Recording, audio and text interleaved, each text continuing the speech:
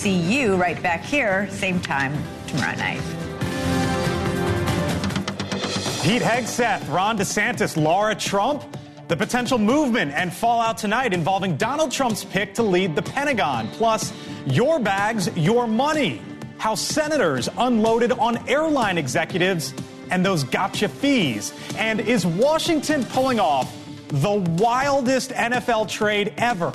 The closed-door talks involving a stadium and fighter jets. That's Topping the Hill on NewsNation tonight.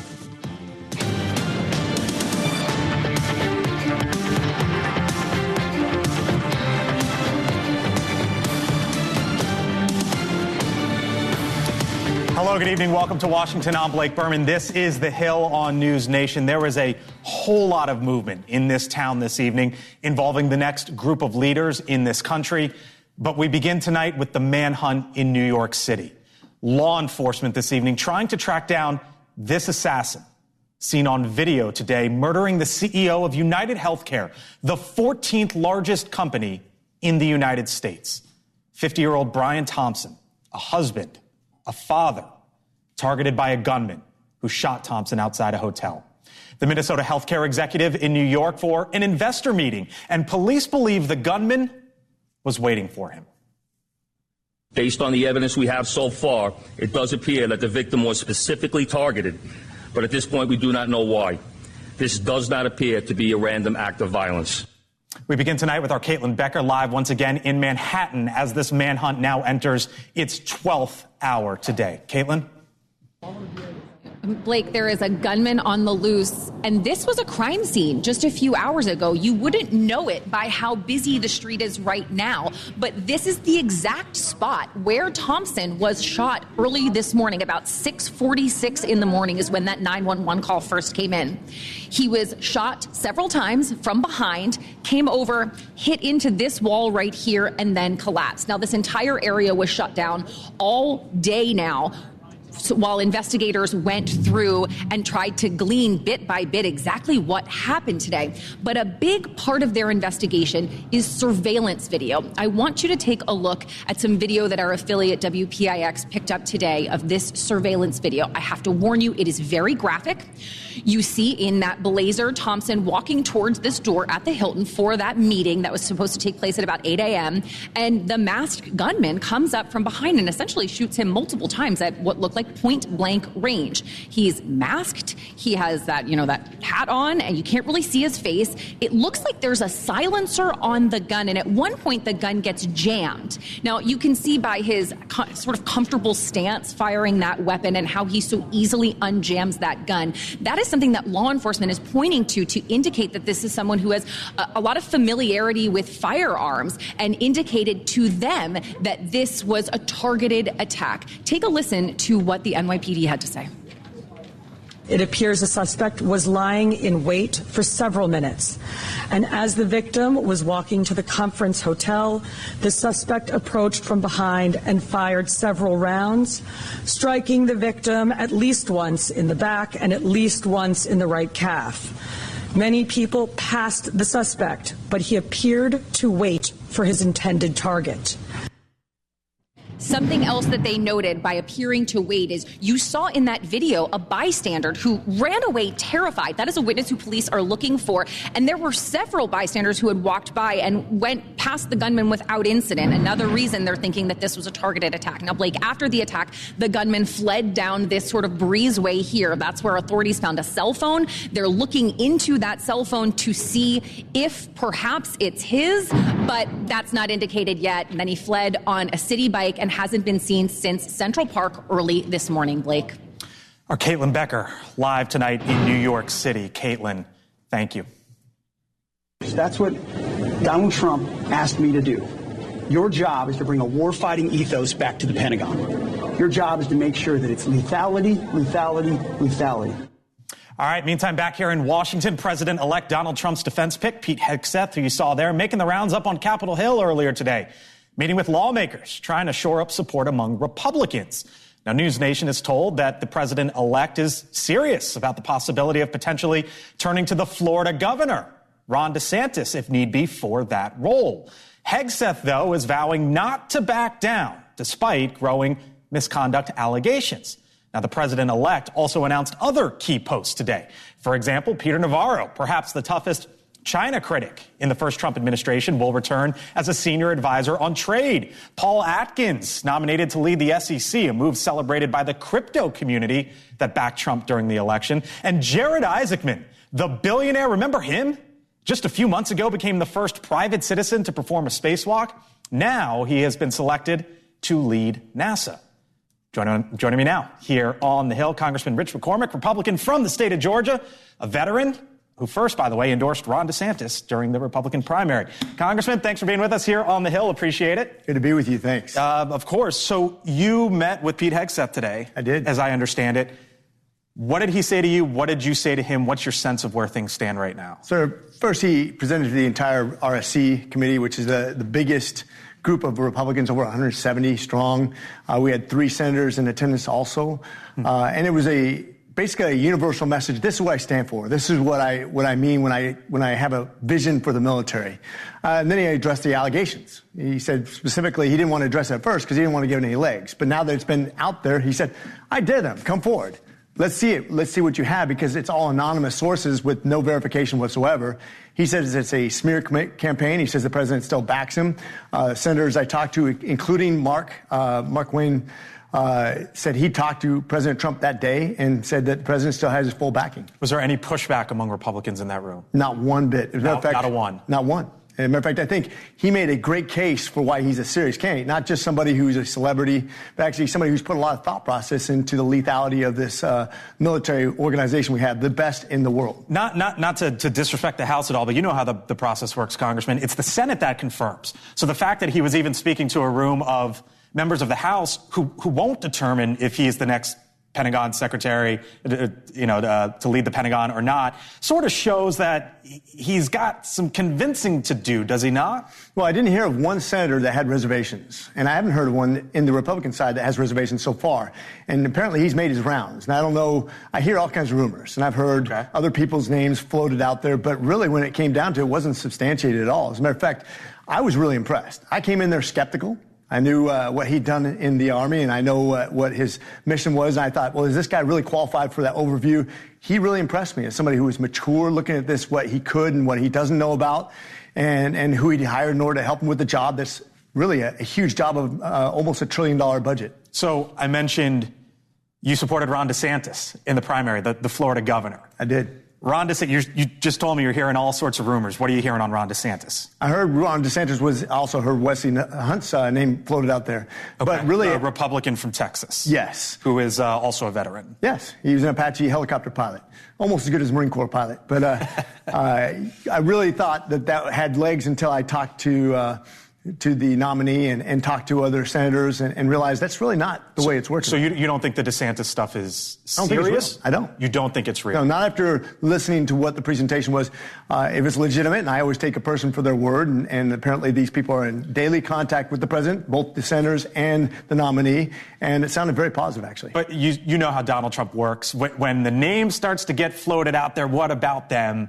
It normally doesn't end well for that individual. So why do you think it's even gotten to this point that all of a sudden maybe we're talking about Ron DeSantis? Well, because I know about the allegations, but you know what I'm getting at here. Once it starts rolling that way for Trump, you know how it normally ends. Rumors always are out there. And especially you look at what happened to Kavanaugh, you look at what happened to Clarence Thomas, you look at other nominees that have had a hard time.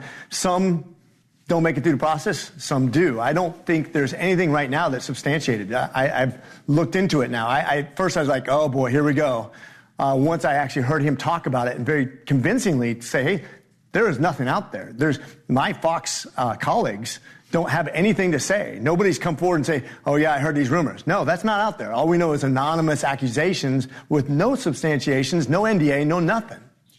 You supported DeSantis in the primary, as I mentioned, and his name is floating out there. Did Trump get it wrong by not going with DeSantis first? As someone who you obviously felt he could be the next commander-in-chief. Well, first of all, I think Ron DeSantis is still the governor. He has a job to do. Yeah. And I don't think we should be disruptive in the way we approach this. I think Hegseth would make a great secretary.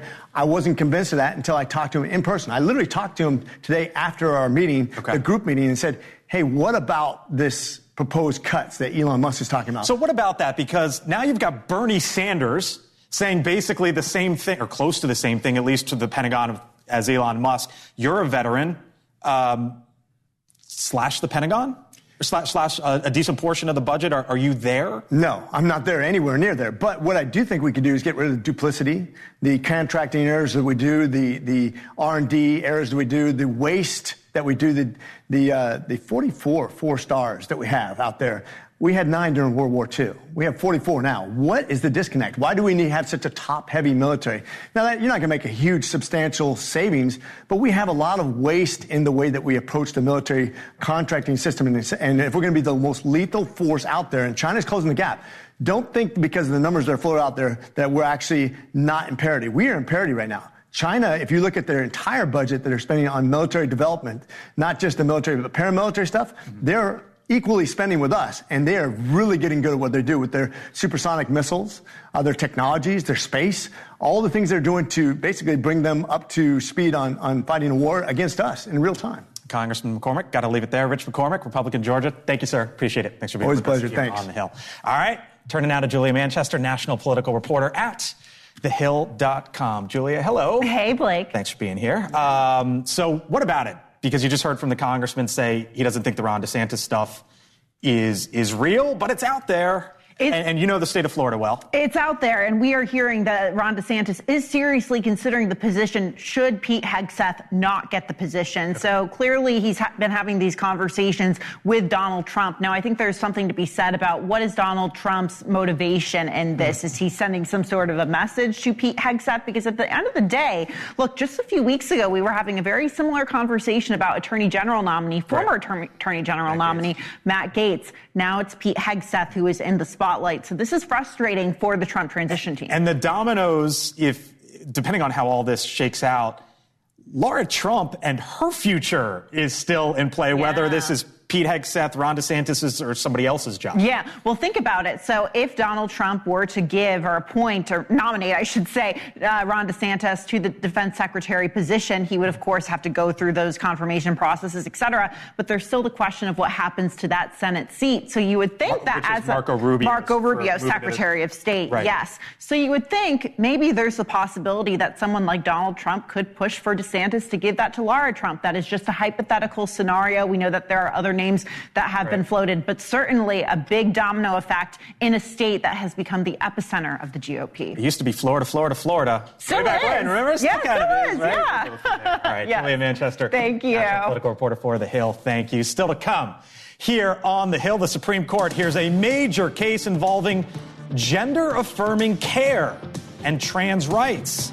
Why the justices seem split down ideological lines. Plus, lawmakers go after airline executives on Capitol Hill saying excessive junk fees just won't fly anymore.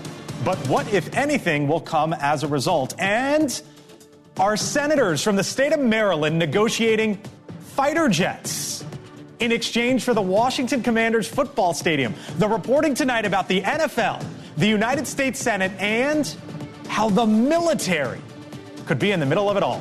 I'm Blake Berman. Welcome to Washington. This is the center of politics. You're watching The Hill here on NewsNation. Back and forth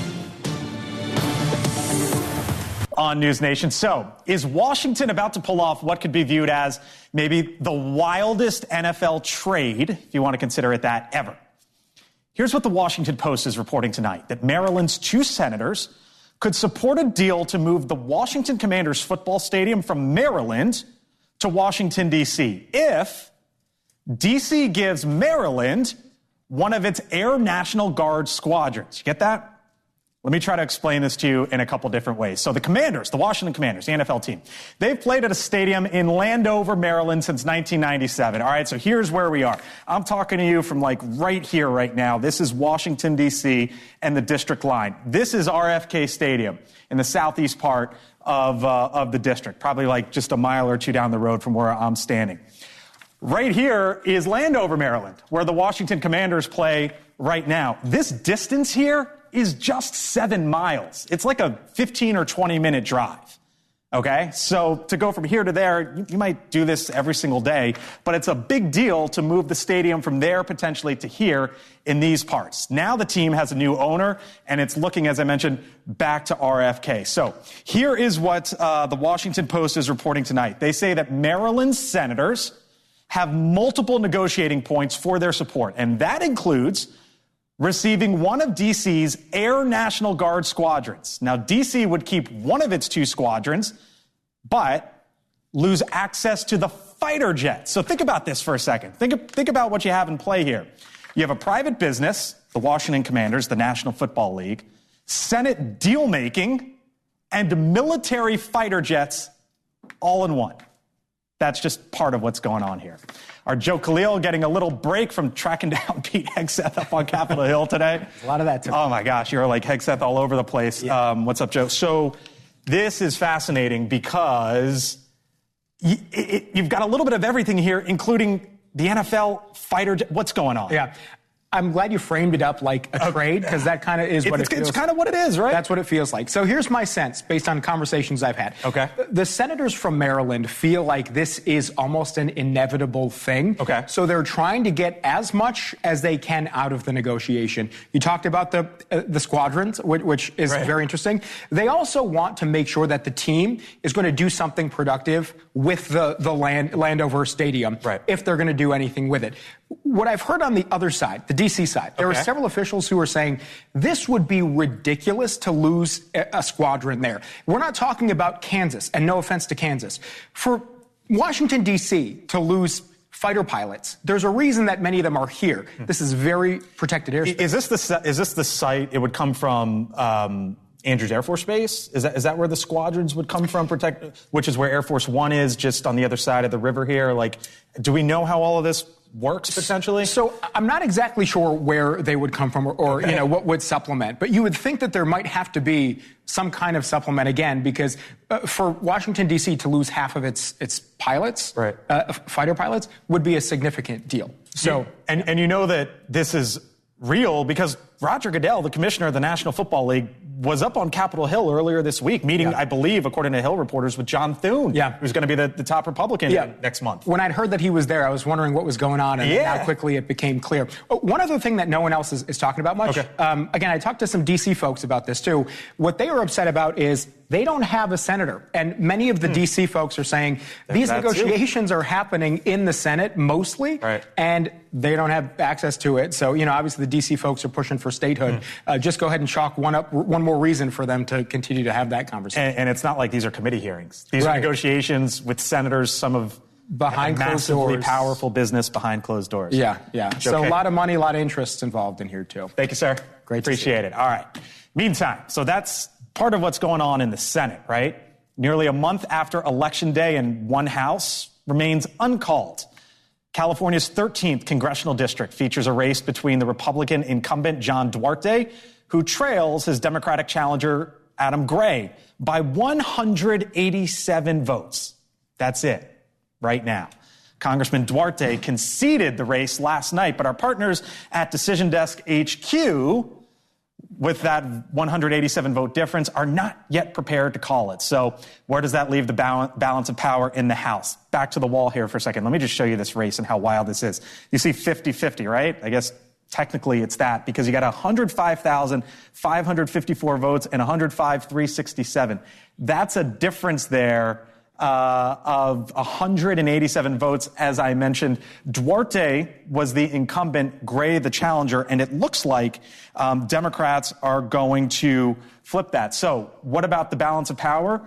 220, that probably gets to 215, so a difference of 5. And here's one of the really remarkable things about this. We just saw a presidential race in which the country moved right. A Republican president won the popular vote for the first time in 20 years. In the United States Senate, Republicans flipped the chamber, 53-47. But in the House, Republicans actually, as it turns out, lost some ground. In 2022, they had 222 seats. Now it's going to look like it's 220 once this finally gets called. Still, though, Republicans control Washington. All right, still much more ahead here on the Hill. How about this? Mystery drones caught flying near Donald Trump's golf course in New Jersey. What's that all about? Brian Enton joining us live. Plus, lawmakers grill airline executives saying, you know what? They are fed up with junk fees on flights. Flying on your airlines is horrible. It's a terrible experience. Nobody enjoys flying on your airlines. It's a disaster. That's one way to put it. We are joined by one member of the House Transportation and Infrastructure Committee to hear, is anything going to change with all of this? That's after the break. Also, don't forget to download the NewsNation app for more on all the big stories, to watch us anytime, anywhere. You are watching The Hill. We're back in a few.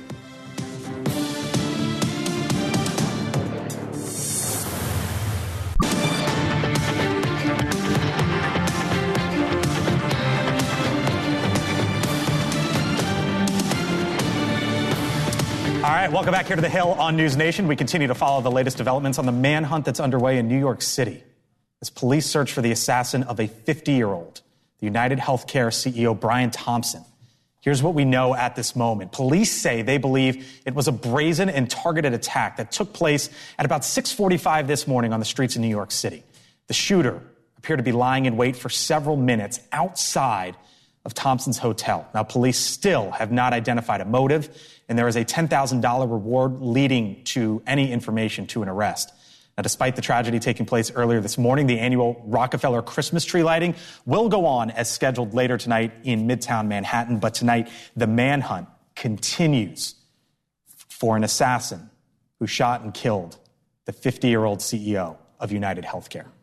Meantime, an investigation of a different kind, a number of mysterious drones spotted in the western part of New Jersey. Some of those were seen around Donald Trump's golf club in Bedminster. Our Brian Enton has been following this story for us. Brian, obviously, what's in the sky and what are these things is a story we've been following here on NewsNation for quite some time. But now, just west of the city there in New Jersey, you got Donald Trump, the president-elect's golf club. You got things up in the air that we don't know about. What's it all about? Yeah, it's very strange. There's a military base that's not far away, Blake, and this has been going on since mid-November. Every single night, for the most part, residents in the area capture these videos, and they're not the normal drones that you see flying around. Some of them are actually fixed-wing drones, we're told. The FBI is even now investigating, and they have not been able to come up with an explanation of exactly what's happening in the sky there, who's behind the drone activity. I spoke to the mayor in Washington Township, which is in Morris County, New Jersey, who says it's continuing. Even last night, it continued. Listen to what he told me. I had a conversation with our chief this morning. He told me they had over 24 calls just last night. I think now we've kind of really raised the bar as awareness as well. So more people are going out at night and looking and listening for them. But there really hasn't been a lot of explanation as to, what they're doing out there or who's flying them or what they're doing. And what's so weird, Blake, is when all of this started and the FBI started investigating, the FAA put in a drone flight restriction. So drones cannot fly in the area while the FBI investigates, which is so perplexing because then you got the mayor today saying that even last night, 24 additional calls came in about these drones in the sky. Very strange, Blake. Brian, that thing looks huge. That doesn't look like something you might buy online or whatever. Do they know how big that is? And then secondly, are these, just questions about drones and why are they flying? Questions about drones and why are they flying close to Donald Trump's golf course? Or is there not a connection there? Or they don't know? I don't know. Well, they don't know it. I mean, obviously, the FBI is involved because of the proximity to the Trump golf course and also the military installations in the area. But you're right about the size. I mean, it's hard to tell exactly how big they are because it only happens at night. But these aren't like the little small drones that you see, shooting news or, the kind of drones you can buy at Best Buy. They're clearly much bigger. And then when they say fixed wing, those aren't even the drones with the propellers. Those are like almost little mini planes. So something's clearly going on up there. Yep. Brian Enton, live for us this evening. Lots of questions, Brian. Thank you. Thanks. You got it. All right. Speaking of air traffic, senators today here in Washington blasted representatives from 5 major airlines on Capitol Hill over their increase in, quote unquote, junk fees on everything from baggage to seats. You guys do appreciate that flying on your airlines is a disaster, don't you? Flying on your airlines is horrible. It's a terrible experience. I mean, I say this as a father of 3 young children, but I can't tell you, nobody enjoys flying on your airlines.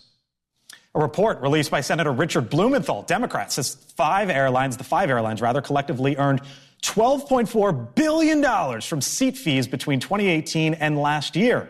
Now, one of the practices includes Frontier Airlines incentivizing gate checks, they say, by paying for its personnel $10 for each bag they identify as eligible bags. Frontier has estimated this program would generate $40 million in extra revenue in just its first year. It certainly leaves no doubt why complaints are surging.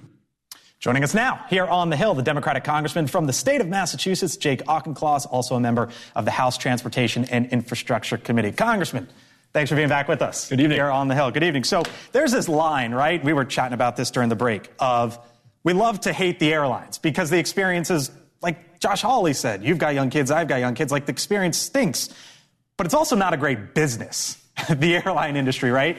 And so you can almost identify with your colleagues and you can almost identify with the airlines. And so sort of like, what's the line here of the future and protecting consumers and protecting these airlines really as well? I think the line pivots around where the fees start to feel arbitrary, capricious, and hidden. When consumers don't feel like they're making informed choices, where they're allocating their money towards a better experience. So allowing airlines, for example, to unbundle their prices so you can pay a little bit more for a window seat or for an aisle seat or for a seat with more leg room or for not having a checked bag, that can actually lower prices for people who want to travel more economically and allow other passengers to choose the experience that they want. That can be okay. Where it's not okay is where it starts to feel like bullying, where you are shopping for airline tickets online, you see one price, and then as you're clicking through, they're adding more and more fees, and you're ending up with a price that's 2x what you thought it was. That's hidden, right? So the line is pivoting around the hidden element of it and also the arbitrary and capricious element like you were describing with the gate check personnel being incentivized to find those bags. So what can Congress do? Because on the one hand, if Congress were to take legislative action, I could say you could be picking winners and losers, right? Like, why go after the airlines and not that industry? You and I were talking, airlines are as much banks as they are airlines. The loyalty reward programs are just as valuable, if not more so, than the actual airlines themselves. Delta SkyMiles, $28 billion. American Advantage, $24 billion. United at $22 billion. That's the credit card alone, right? So what can Congress actually do about this that doesn't unfairly target these fragile businesses? You bring up a great point about the credit cards. For most airlines in America today, the margin of profitability for them is not about flying people from A to B. It's about selling them credit cards. Right, yeah. And I think that's a concern as a policymaker because you are now having a major industry that is reliant for its survival on an area where it is not its core competency. I want these airlines to succeed or fail based on how safely and how effectively they fly people from city to city. I don't want them to have to be pseudo banks to be able to succeed or fail. So I think Congress needs to look hard at disaggregating those business models and saying you can do one thing, please don't try to do both things. And second, usually when we tackle a really complex issue with trade-offs like you're describing, we start with transparency. Come to us and put forward all of the fees, all of the mechanisms that you are using for the consumer and for Congress, and that transparency helps. Speaking of failure, Spirit Airlines going through bankruptcy, tried to merge with JetBlue. Yep. The Biden administration, the DOJ under the Biden administration didn't allow it to merge. Can you make the argument maybe that was a bad decision? No, I don't think so, because that argument of, just let us get bigger and we'll be okay, has been used in healthcare, it has been used in banking, it is used in airlines. And while in the near term it can be an attractive argument for policymakers who don't want to see failures, don't want to see a failure of a hospital or an airline, in the long run where it gets us to is consolidation of monopoly pricing power.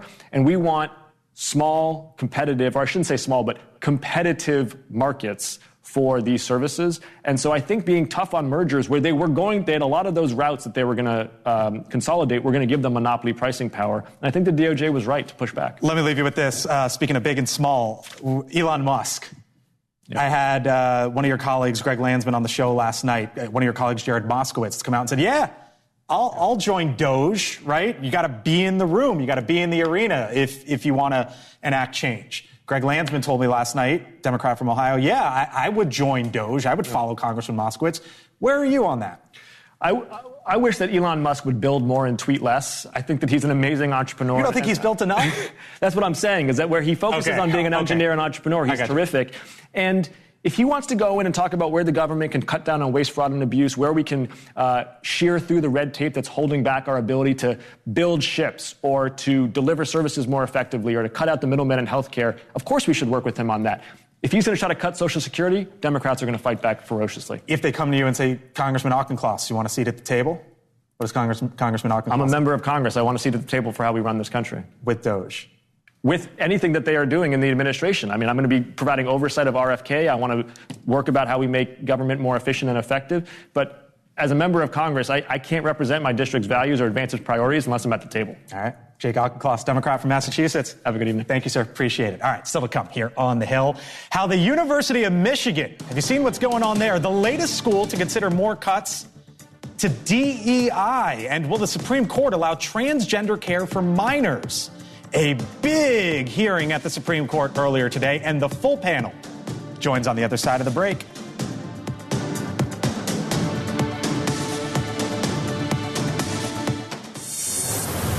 Remarkable women from across the country. 125 trailblazers will be honored with a chance to win $25,000 for the nonprofit of their choice. Nominations open through December 20th. Go to newsnationnow.com to enter a remarkable woman today. Welcome back here to the Hill on News Nation. A divided Supreme Court heard arguments today over whether or not states can ban gender-affirming care for minors. Now, at the center of the case is a Tennessee law brought by 3 transgender teenagers, their parents, and a doctor who are seeking to ensure health care access they say is critical. Now, some of the court's conservative majority seemed ready to leave the issue up to the states, while some of the liberal justices put responsibility on the government. Full panel here with me now. Roma Daravi, former White House Deputy Director of Strategic Communications. Niall Stanage, White House columnist for TheHill.com. Julia Manchester, national political reporter for TheHill.com. And Scott Bolden, News Nation political contributor. Hello to you all. This one is, this is a talker both in and out of Washington and what the Supreme Court is going to do here. Potentially a decision coming in the summer of 2025. You're an attorney by trade. What did you make of the arguments today, and where do you think this goes? I think it's an easy call for the Supreme Court, consistent with their decision on abortion rights. They're going to leave it to the states. The same argument in regard to equal protection doesn't extend that far, and as a result, they're going to kick it back down, or they're going to give it to the states, and that's probably, given the Supreme Court makeup, where it should be. Is that the future of a lot of these cases that are in the headlines, if you want to use the word controversial? Yeah, until the Democrats get their stuff together and you have a new Supreme Court nominees or appointees, the Supreme Court has spoken. Whether it's DEI or this gender-affirming legislation, this country has moved to conservatism, and the Supreme Court, the ultimate decision makers, have a very conservative bend towards this and are pro-states. This is probably one of the only topics that Scott and I are 100% in lockstep here. I would make the same exact comparison. I might have something to do with that, maybe. I don't know. We spent a lot of time in the green room. But no, honestly, this is one of those issues that is going to come down to the states, and that's where parents want it. I mean, you're going to have a few people that have their trans children that are advocating for this, but at the end of the day, the average American is voting based on the conservative movement, and it is coming back to the states. They want to make sure that they have a say. They don't have a say at the federal level. They have a say in their community. Let me just get in on this, because I think sometimes it's too easy to say the country is moving to the right or moving to the left. Often in politics and social issues, there's a pendulum, which if one side pushes it too far, there is a swing back against it. If you look at polling, for example, including trans people in hate crimes legislation, protecting them in that way, protecting them from employment discrimination, there's a lot of support for that. But when you get into issues like, for example, the sport issue, then it reverses completely. That's, you know, I just witnessed an election where the ad that was playing nonstop on my television was, you know, Kamala Harris is for they, them, and Donald Trump is for you. And I wonder, Julia, for Democrats, obviously this is a different version of the issue, but to Niall's point, it sort of comes after what we just saw in November. It does. And look, I would argue that, Republicans did not win the election on that issue. I would argue that they more likely won it on the economy. That being said, though, I think the trans issue, maybe coupled with other cultural issues that Democrats are approaching, they've been criticized by people within the Democratic Party and outside of the Democratic Party about how they message on those issues. One thing I, glean from talking to some Democrats and voters is that sometimes they feel, or they say they feel, that the Democratic Party liberals talk down to them on these issues when they have questions about, for example, trans women in sports. That can be talked about while at the same time talking about what Niall said, some of the hate crimes that have been committed against transgender individuals. And a lot of these issues make moderate and business Democrats like me uncomfortable. For example, when you talk, because I'm a parent and I know what it's like to raise teenagers. Right. And do teenagers who are trying to identify and find themselves, how do you know that their issue regarding being transgendered or believe they're in the wrong body? If you're under 18, how does a kid know whether it's that when they're trying to find themselves in and of themselves? And so as a result, as a parent, I don't question the science. I don't know enough about it, and I'm sure experts would tell me otherwise. But as a Democrat, that's an issue that makes me uncomfortable. I believe in equality, but then, you're talking about kids and transgender under 18. Why can't they just make their decisions when they get to be 18, age of majority? Well, that's the Republicans' and give them counseling in the throughout all of this.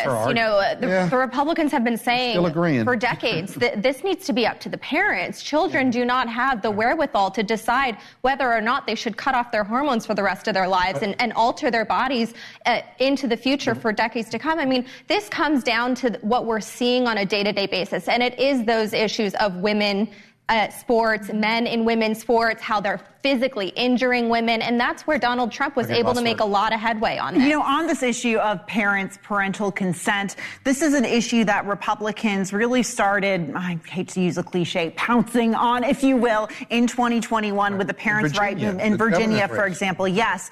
But we also see it also in some of these abortion rights legislation. For example, in Florida, 57% of voters in that state voted to enshrine abortion in the state's constitution. They didn't meet that threshold by 3% to do it. And a lot of voters wanted to vote for it, but they said it was the issue of parental consent that made them vote against it. Meantime, could another big name institution begin to walk back its stance on DEI?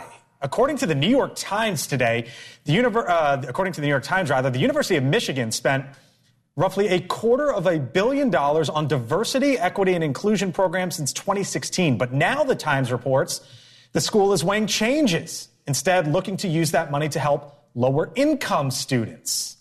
The Times has been doing some fascinating reporting on this, Scott, and basically the University of Michigan, of which I am a graduate of. Go Blue. I haven't been happier than I was Saturday at about 3:15 in the afternoon, but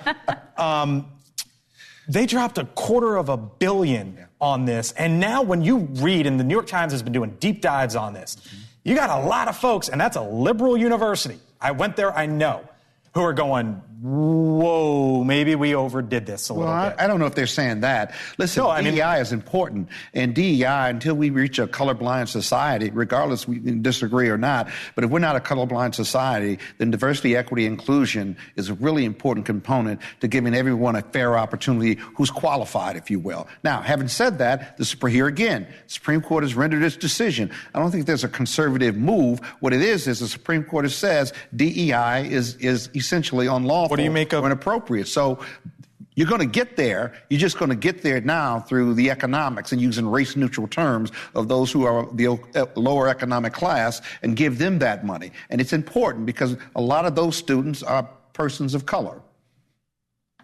Look, I mean, this is where Scott and I differ. The DEI initiative falls directly under the rest of the social issues that we lump in with the woke agenda. It's what America is sick and tired of. You cannot be colorblind if you are looking at a list and checking a box that has a color in it. So what do you do about historical racism in this country? You just ignore it and say we're going to start over and everyone starts. I disagree with that. I want to talk about the king who said don't mention it. So this is how you get rid of it, by not mentioning it. This University of Michigan let me just say one more thing, is not the only thing doing this. No, there's a laundry list of corporate America. Corporate America. I could point to the University of Texas, and I'll get you two in here real quick. For example, University of Texas in the past week announced $100,000. If you make $100,000 or less, you go to school for free. Mm-hmm. And part of the argument in the New York Times from some there was saying, hey, look, maybe we should reinvest this into lower income tuition. Sure. And the whole point here, I think, Blake, is there has to be a properly nuanced look at what constitutes privilege, what constitutes diversity, what constitutes equity. Our friends here talked about being colorblind. I agree we should get to a colorblind society, but that is not the only criteria that measures unfairness. A kid in Appalachia is far less well off than somebody from Northwest DC. And there are problems there that have to be overcome if that is the goal. I'll give you the last word here. Look, we talked a lot in the show about Pete Hegseth and his nomination. He's talked about wanting to dismantle DEI within the Justice Department. I think you are seeing a lot of institutions, whether it's the University of Michigan or corporate America, moving away in the new Trump era, maybe from DEI, or at least using different language. SHRM, which is a major human resources company, I think they've dropped the equity part of DEI. So maybe using different language. All right. Thank y'all. Appreciate it. Still on the other side of the break. Something I noticed in the last week involving Donald Trump, what he's done, and your money. I'll discuss with Leland Vitter on the other side of the break.